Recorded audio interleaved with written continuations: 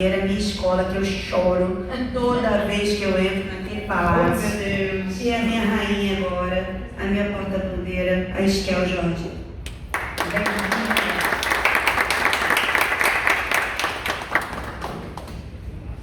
Boa noite, gente. Obrigada pelo convite. É uma honra poder ter essa oportunidade de ouvir as histórias de mulheres incríveis, de poder ter esse espaço de fala e poder contar um pouquinho da minha história.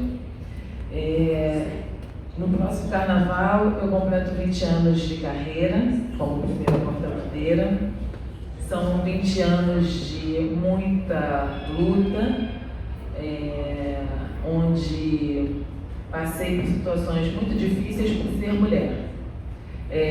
Diferença de salário, já ganhei menos do que o meu mestre de sala, até que o meu mestre de sala, que era o Cid Clay, vira e fala, depois de 2 anos, depois de um desfile difícil, que foi de 2004, que foi o da camisinha, ele fala para mim assim, não é justo você ganhar menos do que eu. A gente vai ter que ir lá para o salário equiparar. E o salário foi equiparado, mas a pedido de um homem, não porque eu mereço, não por conta da minha responsabilidade, que é muita. A porta-bandeira, ela é a primeira a ser julgada, que as pessoas até falam no casal, muitas pessoas precisam falar no mestre de sala, as pessoas sempre falam da porta-bandeira. As pessoas não esquecem do peso que a gente carrega, da cobrança que é feita, do esforço. As pessoas, eu já ouvi de pessoas que a porta-bandeira não podia nem repetir roupa de quadra. Imagina, qual é a escola que vai aguentar isso? Uma roupa para cada apresentação? As pessoas não têm noção do nosso universo. Já passei por situações difíceis para ter o meu reconhecimento financeiro, por não ceder em algumas coisas, e nisso eu ser prejudicada, em não ser ouvida, em não ser respeitada no meu trabalho. Já briguei muito, já briguei por não ser ouvida. E as pessoas, eu não ser ouvida em tudo, eu não ter autonomia nem sobre a minha roupa, sobre a fantasia que eu iria vestir. E pessoas que não dançam, pessoas que não têm noção do que é carregar uma fantasia de 40, 50 ou 60 quilos, como eu já carreguei. As pessoas não têm noção do que é isso. E querer mandar na tua saia, querer mandar na sua anágua. Falar, não, 5 metros é muito pequena, quero maior a anágua dela, eu tive que vestir uma anágua maior. Isso vindo de um homem que não é mestre de sala, que não dança, que não é nada. Simplesmente a sua voz ser calada, silenciada. Ao longo de 20 anos eu fui aprendendo a lidar com isso. O meu avô, o saudoso Xangô da Mangueira, ele tem um papel fundamental na minha caminhada, porque ele poderia ter sido protetor comigo.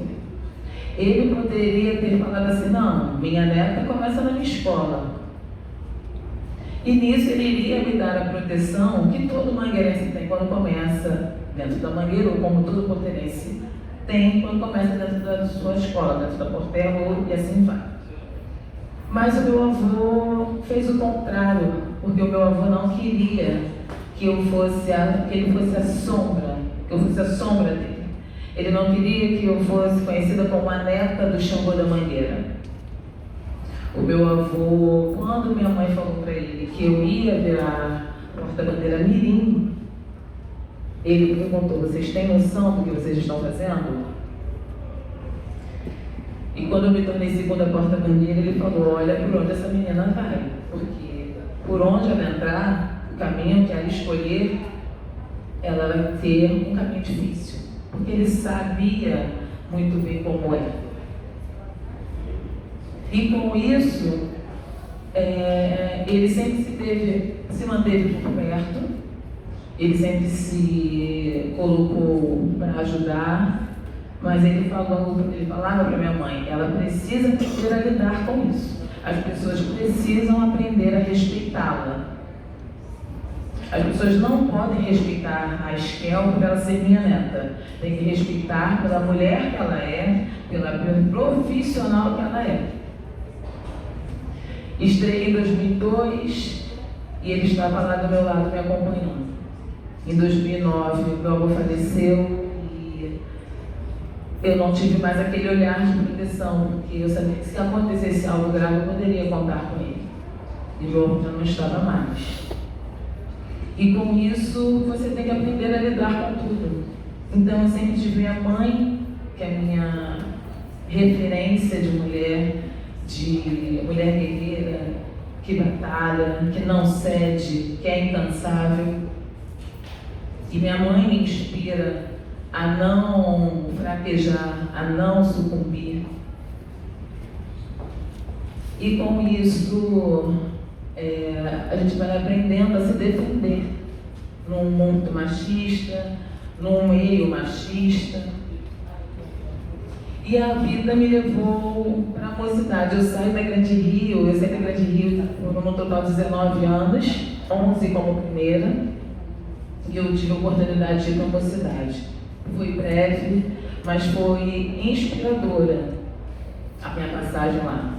Porque na mocidade eu aprendi que mulher pode ser ouvida, que a mulher pode ser respeitada.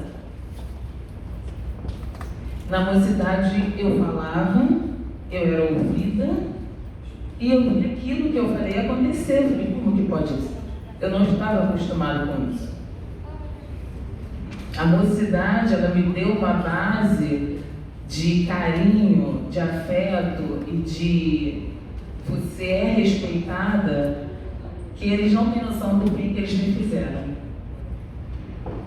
E aí, por coisa do destino, em 2013, depois do Carnaval de 2013, veio a eleição da Mangueira e o Chiquinho foi eleito.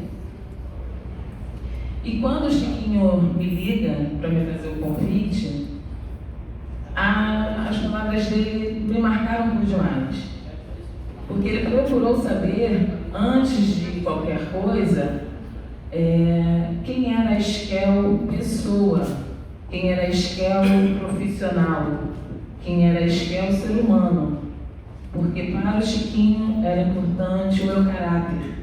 Para o Chiquinho era importante saber se eu era uma pessoa que era complicada ou não, se eu era dedicada, como eu era profissionalmente, se eu era uma boa profissional. E ele falou, o seu sangue, o seu DNA pesou, mas o seu mérito pesou, falou mais alto. A sua carreira, a sua história, a história que você construiu. E aí, quando eu escutei isso, eu falei assim, o meu velho tinha razão. Eu chego na escola da minha família por conta do meu mérito, por minhas pernas, do meu caminhar. Não foi meu avô que me deu as mãos e apareceu comigo em tudo quanto é lugar. Vocês nunca viram meu avô em nenhuma apresentação minha. E meu avô estava na Marquês. Vocês nunca viram meu avô? Ele poderia ir lá, porque o nome dele sempre foi falado, e ele poderia estar presente, ele nunca se fez presente. Porque ele sabia que aquele momento era meu e que ele queria que eu fosse respeitada. O mérito do trabalho, quem está dançando, quem está se esforçando ali, sou eu. E quando o Chiquinho me fala isso, é como se um ciclo tivesse se encerrado. Eu falei assim, ele conseguiu. Eu chego na escola dele, para a gente continuar falando do nome de Xangô da Mangueira, para continuar relembrando a importância dele na escola, mas agora é a neta dele com essa responsabilidade. Mas antes de tudo, sendo ela, sendo a Esquel, a profissional, a porta-bandeira apaixonada pela escola dela. E na Mangueira, eu achei que é a escola do meu avô, é uma escola quase centenária. Eu achei que eu fosse ter problemas como eu tive no passado, em não ser ouvida. E aí eu me surpreendi. Porque numa das primeiras reuniões que nós tivemos, era uma mesa, que reunião na Mangueira deve ser muito parecida com a Portela. É uma mesa desse tamanho mais ou menos, nós temos lá, ou então a gente senta mesmo na sala do presidente, né, presidente? A gente se aglomera lá. E na maioria são homens, mas tem as mulheres. E numa dessas conversas, então imagina, sentam ex-presidentes na mesa, os diretores, pessoas que vivem a escola há muitos anos. E aí, num momento, eu estava quieta na minha, eu fiquei até que o Elmo vira para mim e pergunta assim: e você, minha filha? O que você acha disso? E aí eu olhei para todo mundo, falei assim: você? Mas eu vou falar o quê? Aí ele perguntou: quanto tempo você tem de carnaval? Há quantos anos você desfila? E aí eu falei na época, não vou lembrar agora. Ele falou: você tem experiência? Você sabe do que nós estamos falando? Você entende? Eu quero saber a sua opinião. E a partir daí eu comecei a falar. E o mais incrível é que na escola do meu avô, uma escola quase centenária, as coisas que aquela mulher, uma menina perante aquela mesa com pessoas tão importantes para a história da escola, coisas que eu falei foram feitas, foram realizadas e são realizadas até hoje. A minha fala na minha escola, ela tem importância. Eu sou ouvida e eu sou respeitada. Então, a gente, às vezes, realmente tem. A gente não briga, não, a gente quer o melhor para a escola. Então, tem um embate, às vezes, de ideias, mas é que todo mundo é ouvido. E eu não sou ignorada. E quando eu sou ignorada por alguém que, às vezes, é de fora, não é da diretoria, eu recorro a eles e falo: olha, melhor vocês irem comigo porque eles não estão me ouvindo. Deve ser porque eu sou mulher. E aí, o que eles fazem? Vai lá, fala. E eu falo. Porque eu não estou falando nenhuma loucura. E eles sabem, assim, para eles falarem, eles estão me dando respaldo para eu ir lá e falar ou fazer, é porque eles sabem que eu não estou falando nenhuma loucura e não é algo para prejudicar a minha escola. Então, a Mangueira, onde eu comecei isso com a Célia, eu falei sobre essa fala do Elmo, né? E ela falou assim: mas não tinha como ele não se comportar de outra forma. A Mangueira é uma escola que tem Zita, Neumann, grandes mulheres. Ele tem uma mulher em casa, ele sabe como que funciona. Ai dele se ele não der a voz a você e te ouvir. Mas aquela atitude do Elmo, e assim segue pela escola, o Chiquinho sempre me ouviu. O Elias até fala que eu sou advogada de todo mundo, porque eu defendo aquilo que eu acredito, eu defendo com unhas e dentes. Mas eu me sinto muito feliz hoje, completando 20 anos de carreira, sabendo que eu sou ouvida e respeitada. Que toda aquela tristeza que eu passei lá atrás, quantas vezes eu chorei no colo da minha mãe, quantas vezes eu pensei em desistir,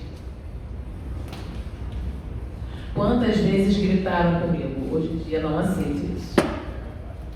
Então, completar 20 anos de carreira, olhar para trás e ver o que eu passei, que eu não passo mais, é um avanço, é uma coisa que eu posso passar para as minhas alunas no projeto social de mestrado com a bandeira que eu tenho com o Matheus, de como se comportar, de como falar, de como vamos ter, como temos que chegar no lugar, passar para os meninos que eles têm que respeitar a colega, a professora, porque a gente só vai plantar essa sementinha no coração dos homens.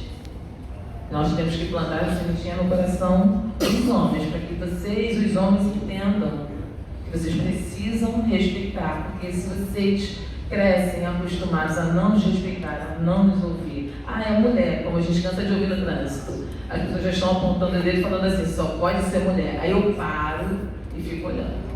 Eu fico esperando a pessoa sair do carro boa. E quando eu vejo que é um homem, eu falo assim, e aí, é um homem, o que você vai falar agora? Ah, deve ter alguma coisa. Eu falei, não fala mais isso. Então, para mim é uma alegria poder estar aqui, falar sobre a minha experiência. Passei por coisas difíceis, sim, sobre desde diferença salarial a tratamentos por ser mulher. E isso é uma triste verdade, mas faz parte da minha história. E foi o que me fez ter casca. Casca para suportar as outras ondas, ou os outros baques, as outras porradas que a vida possa vir. Porque depois de eu ser diminuída ou humilhada por ser mulher, por ser negra, por ser pobre, por ser sambista, nada mais me abala não. E a gente segue. Maravilhosa.